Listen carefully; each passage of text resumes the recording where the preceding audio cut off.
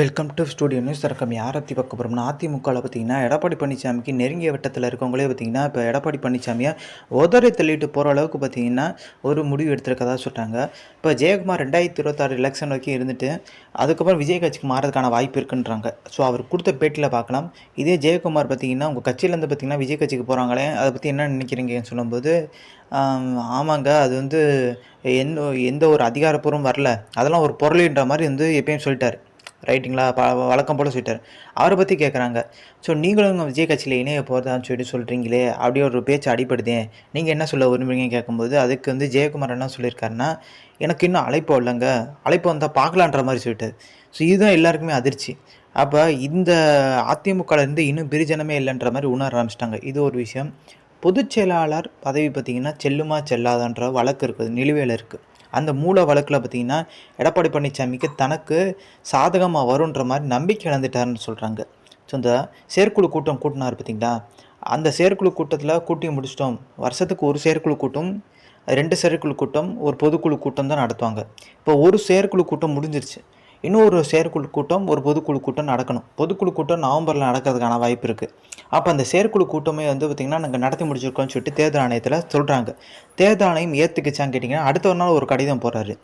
எடப்பாடி பழனிசாமி இந்த பொதுச்செயலாளர் வழக்கில் பார்த்திங்கன்னா செல்லுமா செல்லாத அந்த வழக்கில், மூல வழக்கில் மனுவில் இணை ஒருங்கிணைப்பானு சொல்லி போட்டிருக்காரு. அவர் இணை ஒருங்கிணைப்பான்னு ஒத்துக்கிட்டார். அதனால் நீங்கள் வந்து பார்த்திங்கன்னா அந்த செயற்குழு நடத்துனது வந்து ஏற்றுக்காதீங்கன்ற மாதிரி வந்து புகழேந்தி போட்டிருக்காரு. ஸோ இந்த மனு பார்த்திங்கன்னா எடப்பாடி பழனிசாமி உட்பட எல்லாருக்குமே அதிர்ச்சியை தான் கொடுத்துருக்கு. இன்னொரு விஷயம், எடப்பாடி பழனிசாமிக்கு நெருங்கிய வட்டத்தில் இருக்கவங்க நிறைய பேர் அதிருப்தியான முக்கியமான காரணம் அமைப்பு ரீதியாக மாற்றுறது. அமைப்பு ரீதியாக மாற்றுறதுனா மாவட்டந்தோறும் 2 சட்டமன்ற தொகுதிகள் பார்த்திங்கன்னா நியமிக்கிறது, ஒரு மாவட்ட செயலாளரை நியமிக்கிறது, 2 சட்டமன்ற தொகுதிக்கு பார்த்திங்கன்னா ஒரு பொறுப்பாளர் நியமிக்கிறது, 2 சட்டமன்ற தொகுதிக்கு ஒரு மாவட்ட செயலாளர் ப்ளஸ் அவங்க பார்த்திங்கன்னா எப்போனா மாற்றுறதுக்கான வேலைகளை அவங்கள வேவு பார்க்குறது, இப்படி ஏகப்பட்ட விஷயங்கள் பார்த்திங்கன்னா எடப்பாடி பழனிசாமி திட்டம் போடல, அவரோட மகன் போட்ட திட்டம்ன்றாங்க. ஸோ அவர் மகனுக்கு எதிராக தான் பார்த்திங்கன்னா முன்னாள் அமைச்சர்கள் போர்க்கொடி தூக்கியிருக்காங்க. அவர் மகன் என்னென்ன சொல்கிறாரோ அதுதான் பார்த்திங்கன்னா இப்போ வரைக்கும் நடந்துட்டு இருக்காது சொல்கிறாங்க. இப்போ ரீசெண்டாக தான் எல்லாருமே உணர ஆரம்பிச்சிருக்காங்க. ஓபிஎஸ் சசிகலா வந்து எடப்பாடியால் தனித்து வந்து பார்த்திங்கன்னா வெளியேற்ற முடியாது, அந்த வெளியேற்றுறதுக்கான தெம்பும் தைரியமும் இல்லை. அப்போது முன்னாள் அமைச்சர்கள் தயவோடு பண்ணால் முடியும். அதுவும் சட்டத்துறை அமைச்சர் சிவி சண்முகம் தயவு இருந்தால் முன்னாள் சட்டத்துறை அமைச்சர் எல்லாமே பார்த்திங்கன்னா ஃபேஸ் பண்ணக்கூடிய நபர். ஸோ அவர் மூலமாக வெளியேற்றினா ஸ்ட்ராங் ஆயிடுச்சு. அதனால தான் கரவேட்டி கூட கட்ட முடியாமல் ஒரு சூழ்நிலை பார்த்திங்கன்னா உருவாயிடுச்சு ஓபிஎஸ்க்கு. அப்படி இருக்க சூழ்நிலை இப்போ எடப்பாடி பழனிசாமி அடைய இருக்க சீனியர்களுக்கு அந்த நிலைமை தான் போக போகுது. இப்போ சீனியர்கள் திடீர்னு எடப்பாடி எதிர்த்தா கட்சிக்குள்ளே சலசல் போடுறோம். என்னங்க எல்லாருமே இணைச்சு தான் இருந்தீங்க, ஓபிஎஸ்ஸை வெளியேற்றுனீங்க, இப்போ உங்களுக்குள்ளேயே சண்டை வந்துச்சான்ற மாதிரி வந்து பேட் இமேஜ் கிரியேட் ஆக ஆரம்பிச்சிடும்.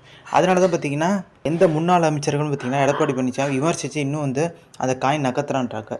இன்னொரு விஷயம், நயினா நாகேந்திரன் பார்த்திங்கன்னா பாஜகலேருந்து வந்து பார்த்திங்கன்னா அதிமுகவில் இணையதான் இருந்துச்சு. 2019 இணையதாக இருந்துச்சு. இப்போ நம்மளுக்கு தெரியும் மைத்ரேன்லாம் இணைஞ்சிருக்காரு பார்த்திங்களா. மைத்ரேன் இணைஞ்சோன்னே எங்களுக்கு ரொம்ப பலமாக இருந்துச்சு.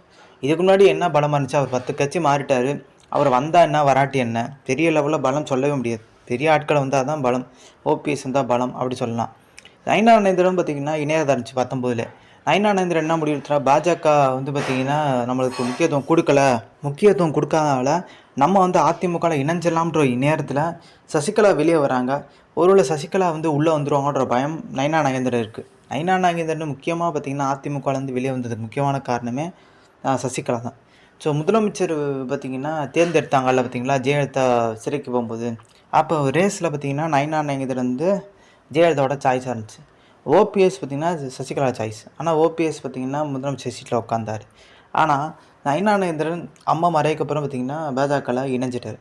ஸோ பாஜகவில் இணைஞ்சப்புறம் திருப்பி அங்கே முக்கியத்துவம் இல்லை, அதிமுகவில் இணைஞ்சிடலான்ற நேரத்தில் வந்து சசிகலா வந்து சிறந்து வர்றாங்க. சசிகலா சின்ன கொடியெல்லாம் பயன்படுத்திட்டு வராங்க. இன்றைக்கு வரைக்கும் சுற்றுப்பயணம் போகிற வரைக்கும் பார்த்திங்கன்னா சின்ன கொடி பயன்படுத்திட்டு வராங்க. ஓபிஎஸ் பயன்படுத்தும் போது தடை வாங்கினார் எடப்பாடி பழனிசாமி. ஆனால் சசிகலா பயன்படுத்தும் போது தடை வாங்கவே இல்லை. சசிகலா வந்து இபிஎஸ் எதிர்த்து பேசலை. ஸோ இப்போ சசிகலா வந்து அந்த எதிராக தடை வாங்காதனால வந்து நயினா நாகேந்திரன் இணையத்துக்கு தயங்குறார். திருப்பியும் பார்த்திங்கன்னா அவங்களால தான் வெளியே வந்தோம். திருப்பி நம்ம கட்சிக்குள்ளே போனோன்னா சசிகலா உள்ளே வந்துட்டாங்கன்னா சிக்கலா போயிருன்ற மாதிரி யோசிக்கிறாரு. அதனால் அரசியல் விட்டு போயிடலாமான்ற ஒரு யோசனைக்கு வந்துட்டார். இன்னும் திமுகவோடையும் பேசிகிட்டு இருக்காரு. இப்போ பாஜக பார்த்திங்கன்னா சட்டமன்ற குழு தலைவராக இருக்கார். பெரிய லெவலில் இந்த ரீசெண்டாக வந்து திமுக அட்டாக் பண்ணி பேசவே இல்லை. பேசாமல் திமுகவில் இணைஞ்சிடலாம், அப்பாவும் மகனுக்கு பார்த்திங்கன்னா சீட்டு கொடுத்துருவாங்கன்ற எண்ணத்தில் இருக்கதா சொல்லிட்டாங்க. ஆனால் இப்போ என்ன சொல்லிட்டாங்க, வர்ற எம்எல்ஏ எலெக்ஷன் பார்த்திங்கன்னா நயனா நாகேந்திரன் நிற்கட்டும், எம்பி எலெக்ஷன் பார்த்திங்கன்னா அவர் மகன் நிற்கட்டுன்ற மாதிரி பார்த்திங்கன்னா ஒரு விஷயத்த திமுகட்டையும் சொல்லியிருக்காரு. அவர் திமுக மௌனமாக இருக்குது. ஆனால் இப்போ இந்த எலெக்ஷன் அப்போயும் பார்த்திங்கன்னா எப்படியாச்சும் நம்ம மத்திய அமைச்சர்லாம் 2026 அப்படி ஒரு எண்ணத்தில் இருந்தார் சார் நயனா நாகேந்திரன் வந்து பார்த்திங்கன்னா கனவுல மண்ணை தூக்கி எரிஞ்சதே பார்த்திங்கன்னா அண்ணாமலை தான். இந்த 4 கோடி மேட்டர் பார்த்திங்கன்னா சிக்குச்சு. ஸோ இதே மாதிரி பார்த்திங்கன்னா சிடி ரவி அவர் கர்நாடகாவில் நிற்கும் போது கூட இதே மாதிரி சூழ்நிலை உருவாச்சு. ஸோ பணம் பார்த்திங்கன்னா அந்த 4 கோடி மேட்டர் மாதிரி அங்கே வந்து கொலுசு வலையெல்லாம் மாட்டுச்சு. ஸோ இது எப்படி நடக்குதுன்னு கேட்கும்போது பின்னெல்லாம் அண்ணாமலை பேர் தான் அடிபட்டு இருக்கு தொடர்ந்து. ஸோ அப்போ இருக்க ஒரு சூழ்நிலை நம்ம மத்திய அமைச்சர் ஆயிரோன்ற ஒரு நம்பிக்கையில் நயனா நாகேந்திரன் இருக்கும்போது அதில் மிகப்பெரிய லெவலில் பார்த்திங்கன்னா ஒரு சலசலப்பு. அது சட்டமன்ற தேர்தலில் தன்னோட மகன் நிற்க வச்சிடலான்ட்டு எண்ணத்தில் இருந்தார். அதெல்லாம் பார்த்திங்கன்னா எதுவுமே நடக்கவே இல்லை. சரி நம்மளுக்கு ஏதாவது ராஜ்யசபா பதவி தந்து பெரிய லெவலில் உட்கார வைப்பாங்க பார்த்தாங்க, அதுவும் நடக்கவே இல்லை. நம்ம தெரியும் எல்முருகனுக்குலாம் உட்கார வச்சுருந்தாங்க. இன்னொரு முக்கியமான விஷயம்னா பாஜக மாநில தரப்பு பொறுப்பு பார்த்திங்கன்னா நயனா நாகேந்திரன் தேடி வந்துச்சு. அதை வந்து மறுத்துட்டார், வேணாங்க அதெல்லாம் வேணாங்க, எனக்கு எந்த பொறுப்பும் வேணான்ற மாதிரி விலகி நிற்கிறதா சொல்கிறாங்க. கிட்டத்தட்ட பார்த்திங்கன்னா அமித்ஷா, நட்டா எல்லாருமே பேசி பார்த்துருக்காங்க. இப்போ பொறுப்பாளர் இருக்கார்ல அரவிந்த் மேனன், அவர் கூட பேசி பார்த்துருக்காரு. ஆனால் அரவிந்த் மேனனோட பார்த்திங்கன்னா சாய்ஸ் வந்து பொன் ராதாகிருஷ்ணன் சொல்கிறாங்க. ஸோ பொன் ராதாகிருஷ்ணன் அதே மாதிரி பார்த்திங்கன்னா தமிழிசை சவுந்தரராஜன் போட்டவங்களே போட்டால் வந்து பாஜகவில் வந்து பெரிய லெவலில் வந்து ஆட்களே இல்லைன்ற ஒரு தோரணில் உருவாயிரும். ஸோ அதனால தான் பார்த்திங்கன்னா அந்த மாதிரி விஷயங்கள் எதுவுமே பண்ணவே இல்லை. போட்டவங்களே போட வேணாம்ன்ற எண்ணத்தில் இருக்காங்க. அதனால தான் தமிழக பாஜக தடவை பார்த்திங்கன்னா அண்ணாமலை தொடர்ட்டு இருக்கார். அண்ணாமலை தவிர்த்து வேறு யாருமே தகுதி இல்லைன்ற மாதிரி தான் ஒரு சூழ்நிலை உருவாயிருச்சு. கிட்டத்தட்ட பார்த்திங்கன்னா இந்த ஒருங்கிணைப்பு குழுன்னு சொல்லிட்டு ஹெச்ராஜா போட்டிருக்காங்கல்ல, ஹெச்ராஜா என்ன தான் செயல்பட்டாலுமே இப்போ இருக்க ஒரு சூழ்நிலைக்கு அண்ணாமலையை நம்பி எல்லாருமே வந்து ஓட்டு போடுவாங்க. ஹெச்ராஜா நம்பி யாருமே போட்டதுக்கான வாய்ப்பே இல்லை. இதுக்கு முக்கியமான காரணம் கடந்த காலகட்டத்தில் வந்து அண்ணாமலை வேகமாக செயல்பட்டுருக்கார். கிட்டத்தட்ட 3 வருஷத்தில் பார்த்திங்கன்னா பிஜேபின்ற கட்சியை இல்லைன்ட்டு தெரிய ஆரம்பிச்சிச்சு. திமுக ஃபைல்ஸு அடுத்து அதிமுக ஃபைல்ஸ் டிசம்பரில் வெளியேறதுக்கான வாய்ப்பு இருக்குது.